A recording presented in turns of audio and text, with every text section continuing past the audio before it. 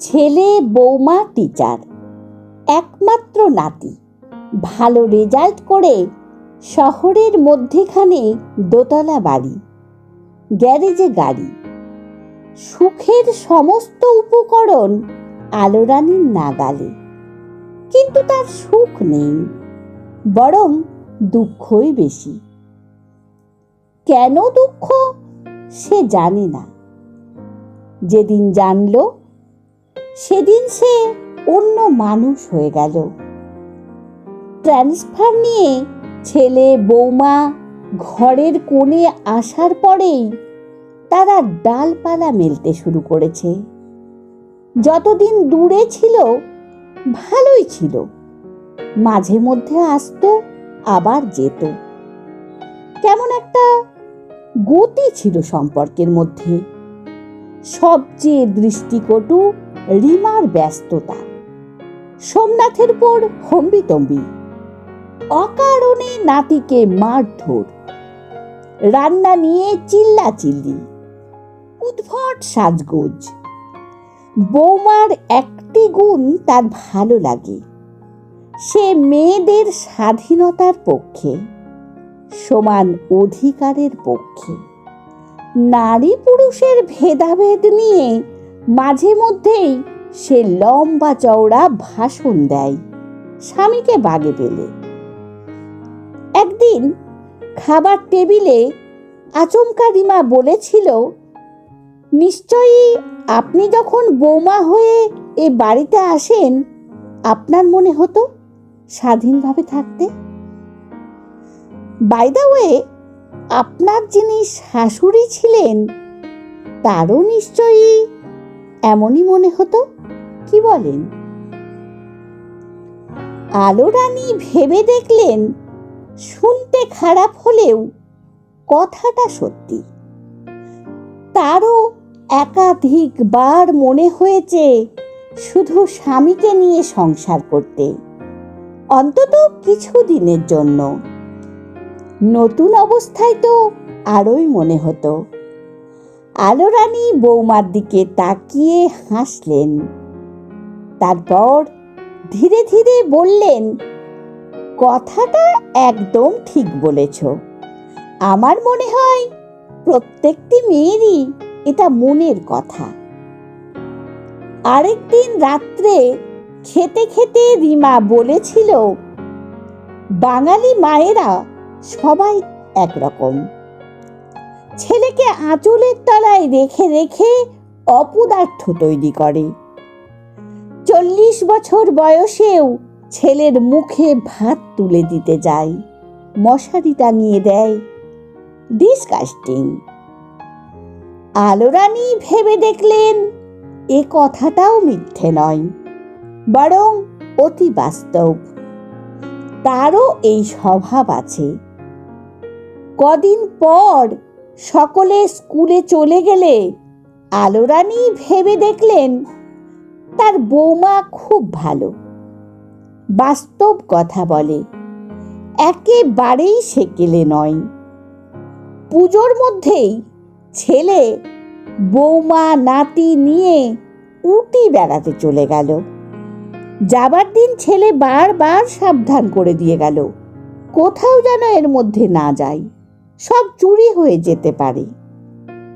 বৌমা হেসে বলে গেল, ইউরোপিয়ান বৃদ্ধ বৃদ্ধারা ছেলে মেয়ে ছাড়াই লাইফ কাটায়, আর আপনি তো একজন সাহসী মানুষ, আপনার অসুবিধে হওয়ার কথা নয়। কিছুদিন যাবৎ আলোরানী আশা করেছিলেন এবার অন্তত পুজোতে সকলে মিলে বেড়াতে যাওয়া হবে, যেমনটা যাওয়া হতো তার স্বামী বেঁচে থাকতে। এতদিন ছেলে বৌমা ভিন্ন ভিন্ন জায়গায় চাকরি করত, সময় হতো না, এবার হবে। কিন্তু কবে যে ওরা টিকিট কাটলো সেটাই তো জানতে পারলাম না।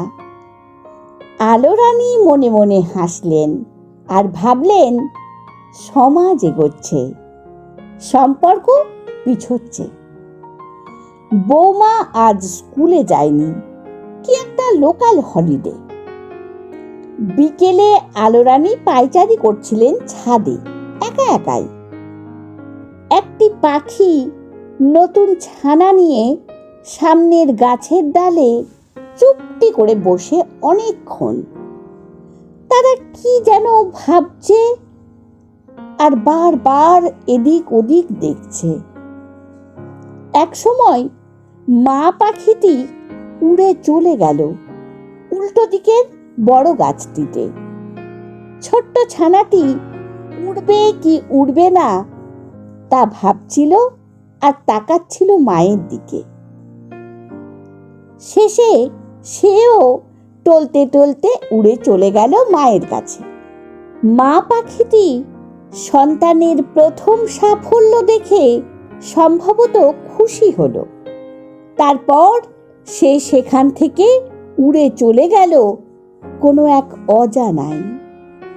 পেছনে পড়ে রইল সদ্য উঠতে শেখা তার সন্তান। আলোরানী ভাবলেন, এটাই হয়তো পাখিদের নিয়ম। উড়তে শিখলে ছানার আর মায়ের প্রয়োজন নেই। নিভে আসা বিকেলে আলোরানী দেখছিলেন এসব। বৌমা এসেছে চা নিয়ে। কখন বিকেল গড়িয়ে গেছে তিনি খেয়াল করেননি। আলোরানী খুশি হলেন। বৌমাকে বললেন, দেখো বৌমা, পাখিদের কাণ্ড। যেই ছানাটি উঠতে শিখেছে অমনি মা তাকে ফেলে পালালো। ভারী অদ্ভুত না? বৌমা খুশি হলো কিনা বোঝা গেল না। সম্ভবত তার মন ভালো নেই, সে বিমর্ষ। সে শুধু বলল, এটাই উচিত। আলোরানী বৌমার হাত থেকে চায়ের প্লেট নিয়ে হাসতে হাসতে বললেন, এখানে দাঁড়িয়ে চা খাওয়াটা ঠিক হবে না। আমি নিচে গেলাম, তুমি একটু রেস্ট নিয়ে এসো, কথা আছে। মা, বলছিলাম কি, জানি তুমি কি বলবে। সোমনাথকে আজকে স্কুল বাদ দিয়ে বৃদ্ধাশ্রম দেখতে পাঠিয়েছ, তাই তো? ওরা এককালীন 6 লক্ষ টাকা চাইছে। টাকাটা আমার অ্যাকাউন্ট থেকে যাবে কিনা সেটা জানতে চাইছো, তাই তো? না, মানে আমার অ্যাকাউন্ট থেকেই দিতে বলো। আর সোমনাথ বাড়ি ফিরলে দুজনেই আমার সঙ্গে একটু দেখা করো। ছেলে বৌমা রাত পর্যন্ত দেখা করতে আসেনি। ডিনার শেষ করে আলোরানী নিজেই গেলেন সোমনাথের ঘরে। ঘুমন্ত নাতি, তাকে দেখে আজ আর তার কোনো অনুভূতি হলো না। এই সময় বিকেলের সেই পাখিটির কথা মনে পড়ল তার। ওদের কি নাতিপুতি আছে? ওরা কি ছেলে নাতিপুতি দেখতে ফিরে আসে? সোমনাথ কিছু একটা ফর্ম ফিল আপ করছিল টেবিলে ঝুঁকে। মাকে দেখে মাথা না তুলেই বলল, আমাদের যেতে বলেছিলে কেন? ওকে বলে দিলেই তো হতো। তা হতো, কিন্তু তোদের দুজনের একসঙ্গে শোনা দরকার। বৌমার হাব ভাব দেখে বুঝলাম সম্ভবত ও শুনতে চায় না, তাই তোকেই বলি। সোমনাথ লিখতে লিখতে আবার বলল, ঠিক আছে বলো, আমি শুনছি।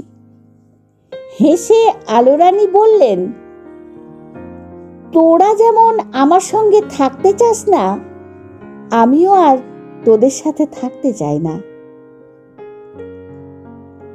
একদিন দলিল ঘেঁটে দেখলাম বাড়িটা তোর বাবা আমার নামেই লিখে গেছে। আইনত তোর কোনো অধিকার নেই। আমি চাই 7 দিনের মধ্যে বাড়িটা তুই ছেড়ে দে। শেষ জীবনটা একটু স্বাধীনভাবে থাকতে চাই। এ সময় পাশের ঘর থেকে রিমা হন্তদন্ত হয়ে এসে বলল, আমি না বুঝেই আপনার মনে অনেক ব্যথা দিয়ে ফেলেছি, আমার উচিত হয়নি ওসব বলা, কিছু মনে করবেন না।